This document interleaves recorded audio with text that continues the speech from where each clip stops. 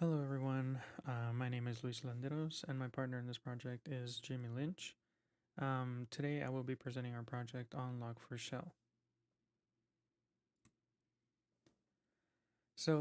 I wanted to add a refresher, and I've added some information about Log4Shell and its background. It was a zero-day exploit in the Log4j logging library that was discovered back in December of 2021, so it's actually pretty recent. The CVE ID number is also shown below. This vulnerability allows for remote code execution through JNDI or Java Naming and Directory Interface to an unverified LDAP or Lightweight Directory Access Protocol server.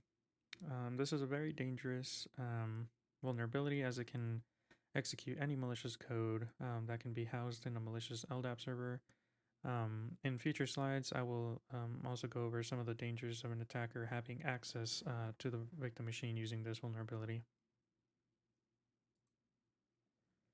As a project overview, we wanted to test the Log4Shell vulnerability in a virtual environment and identify malicious JNDI requests being made.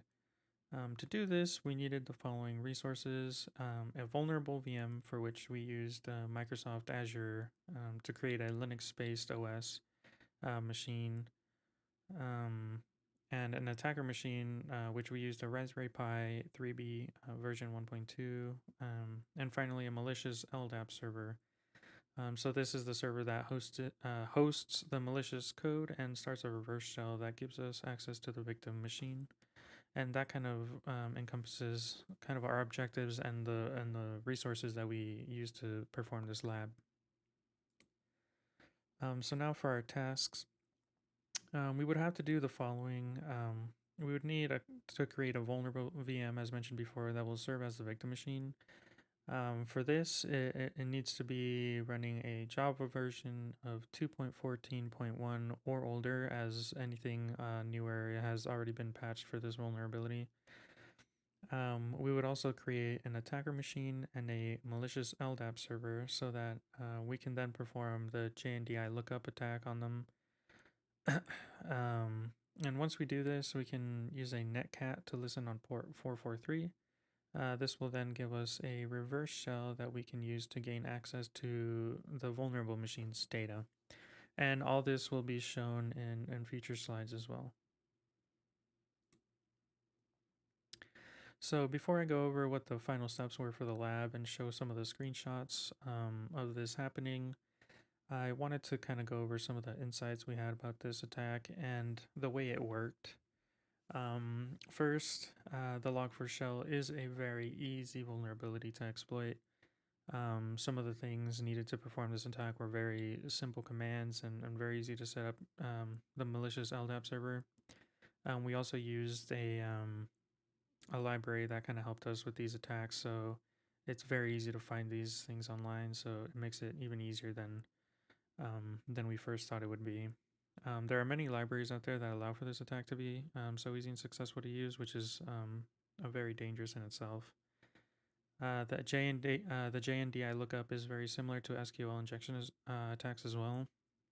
So this was very interesting because it makes it very easy to get access to a machine rather than having to do a more direct attack, which are much easier to detect. Which also brings us into this last note.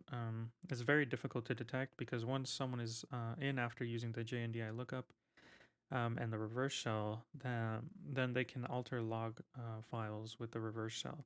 So they can make it very easy to hide that anything had happened once they are out of the system now. So next, I wanted to show the dangers. Those insights kind of show the dangers of this attack and what we came to notice while performing the lab. So now I will show a bit of the final steps and that are also shown on our demo video that we submitted. So first, I wanted to show the reverse shell and the commands we are using with the netcat to listen on port 443. So we ran, or we used the -lv and p443 command to set listen mode, verbose, no DNS, and port number 443. This allows us to see what is happening on the port and view the reverse shell once the connection is made. And in that picture on the right, you can kind of see how we run that command and what we get back from it.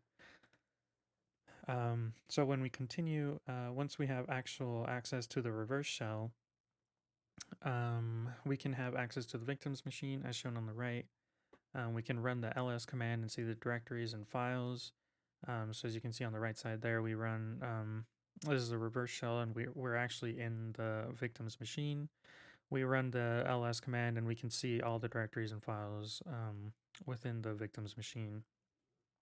And while we don't have root access right from the get-go, after getting the reverse shell, we can use this attack to gain access to the machine and perform a privilege escalation attack to then gain access to the root privilege data. So as we can see in the image on the right, everything is root access. So we can see it, but we can't really modify it or download it or do anything, manipulate that data in any way. So, but the dangers, um, well, we can see that the true dangers and the power that this attack has on this victim's data is being able to have access to their machine and being able to do other attacks or perform other attacks once we have access to that. And so once we do get access using this, the Log4j exploit, we can then use other attacks like the privilege escalation as mentioned before, and be able to actually gain access to that using root privileges, which is a very dangerous thing. So now I want to talk in terms of the deliverables we will be presenting. We will be submitting the demo of the full Log4Shell lab. That includes screenshots of every step in the process, so that others can also recreate the lab if needed.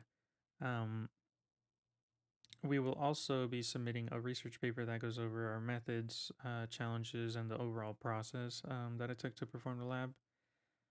This will also include reflections on this project and any resources we have used to make this possible, as well as the libraries we used and kind of like the lab we found that kind of guided us in recreating this attack.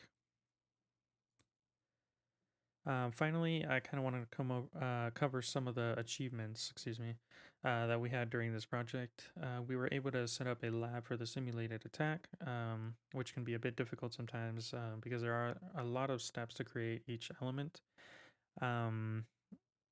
Successfully accessing the victim's vulnerable machine from our attacker machine was a major goal of ours, since this would symbolize a successful attack using the JNDI lookup that is made possible by the Log4Shell vulnerability.